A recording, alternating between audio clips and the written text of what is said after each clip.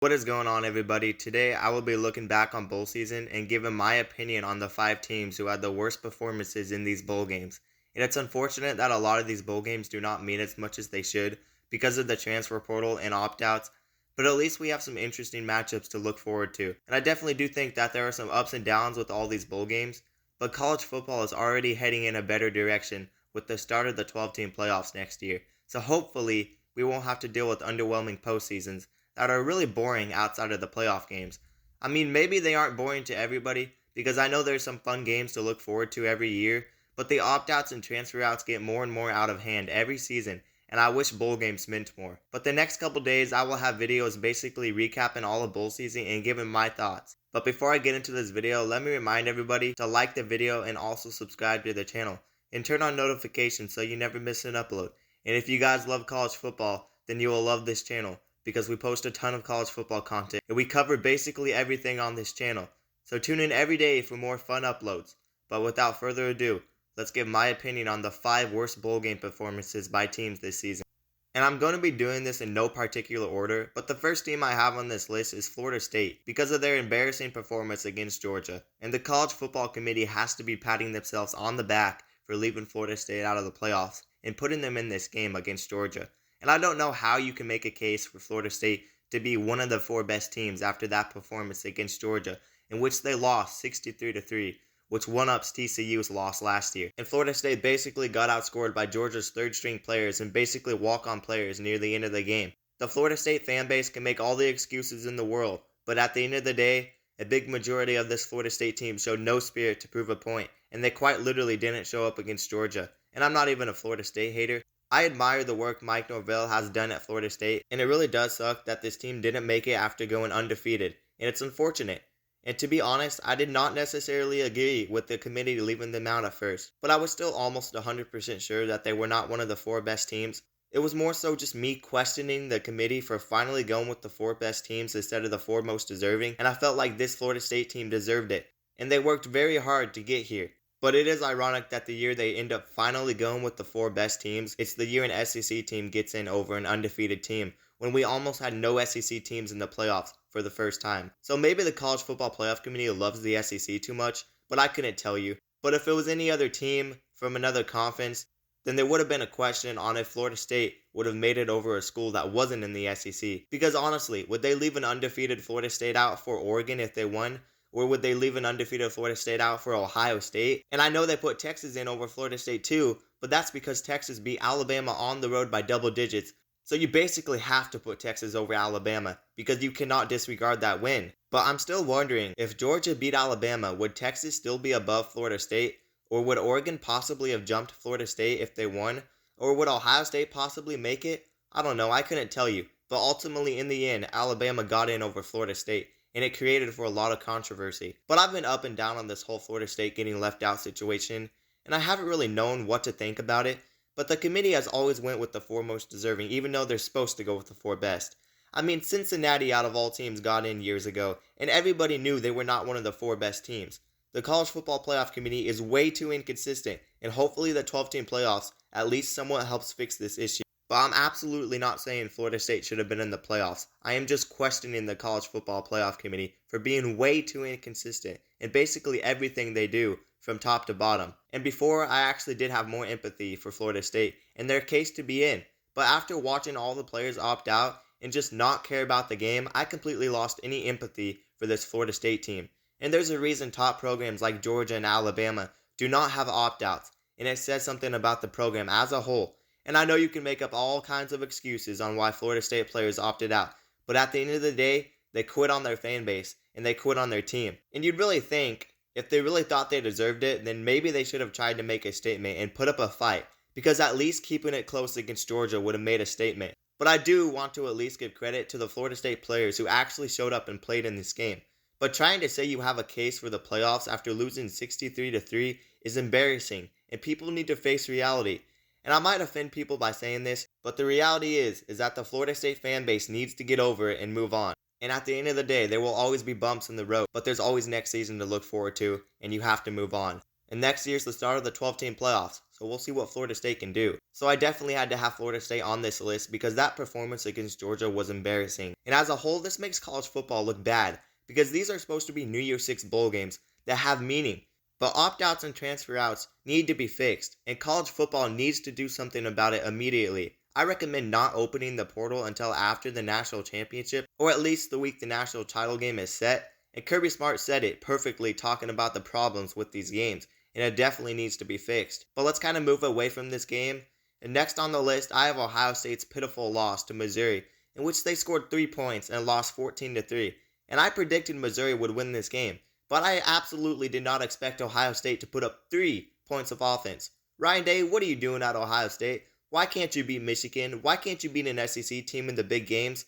Well, maybe I can answer that question right now. Maybe it's because Ryan Day doesn't have a winner's mentality, and he does not play to win. He plays not to lose. And that may just be a confidence and coaching issue. And I'm not going to sit here and say Ryan Day should be fired, because ultimately, at least Ohio State has been consistently good under him. But there's no guaranteeing they will be better without him.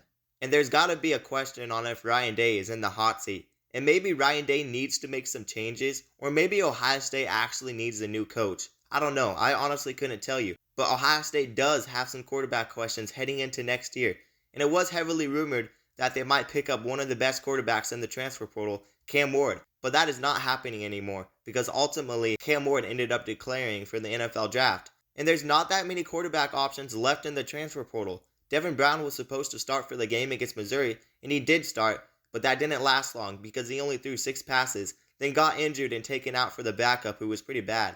And Ohio State had absolutely no offense in this game, so the quarterback spot might be an issue. And I'm not an Ohio State insider, so I don't know if they have a gem hiding somewhere, but they need to find that gem at quarterback, or else I don't know what they will do. And I don't know, maybe Devin Brown could be decent, but only time will tell. Devin Brown is still young, and he hasn't really gotten his chance to shine. But Kyle McCord, the former quarterback of Ohio State, transferred out, and he was not the best option for Ohio State anyways. He was average at best, and that was a big reason Ohio State was not elite this year. And in my opinion, their offense was overrated.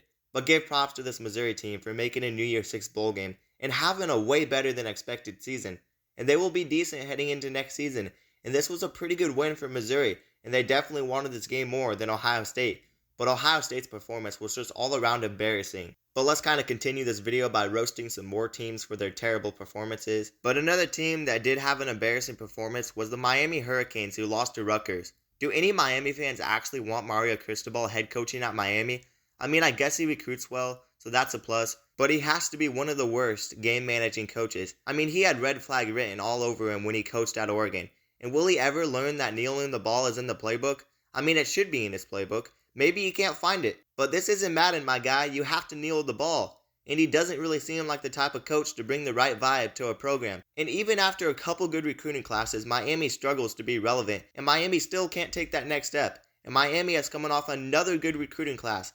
So I guess we'll see if Mario Cristobal can prove people wrong. Because it really feels like this team has a chance to be good next year. But there's still a lot of questions for this Miami program as a whole. Does anyone actually think he belongs at Miami? I couldn't tell you. But I could definitely tell you, as an Oregon fan, we did not want him there at Oregon. The only thing he was good at was recruiting, and he is not a great game manager. But maybe I'm overreacting, and maybe he is a good coach, and maybe he needs more time. But I guess we'll see how Miami does next year. And I've seen a ton of Miami fans saying to fire him. But Miami should be better next year.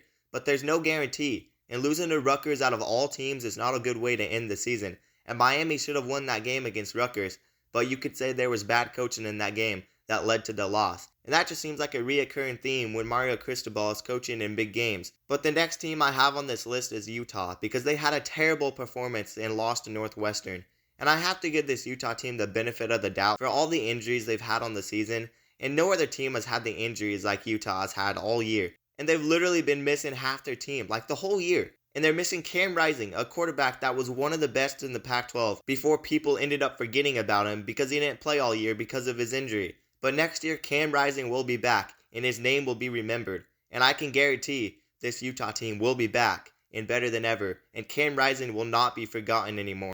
And don't be surprised if Utah wins the Big 12 next year. I'm not going to talk too much crap about this Utah team like I did Florida State, Ohio State, and Miami, But I'm putting Utah on here because I was not expecting them to lose to a Northwestern team that went 7-5 in the worst division in Power 5 history. Yes, I'm talking about the Big Ten West, the division that the Iowa Hawkeyes won this season. But what makes this loss even worse is that Utah only scored 7 points, and they've really struggled to score all year. And they had 3 turnovers that really hurt them in this game. So this was definitely a pretty bad performance from Utah all around. But watch out for this team next year because I can guarantee that they will be better. And if they don't win more than 8 games next year, you guys can all come back and roast me. I honestly don't care. And that's how confident I am that this Utah team will at least be in the top 3 in the Big 12 next year.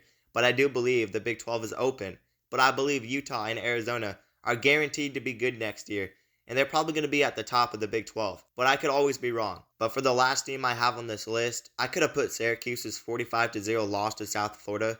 But I'm going with a different team. But real quick, I gotta say good luck at Syracuse, Kyle McCord. But for the last team on this list, I have Oregon State because losing by 32 to Notre Dame and putting up 8 total points of offense is pretty bad. It's honestly a joke that we see teams like Ohio State, Oregon State, and Florida State that have been top 20 teams all year put up single-digit points in these bowl games. And it's because of opt-outs and transfer outs that they end up getting embarrassed.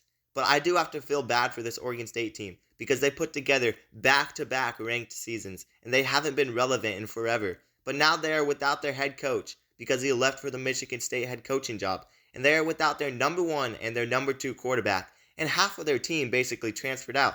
And ultimately, all of this is happening because of the money and them being left out of conference realignment. And next year, they won't really have a conference unless you want to consider the Pac-2 a conference.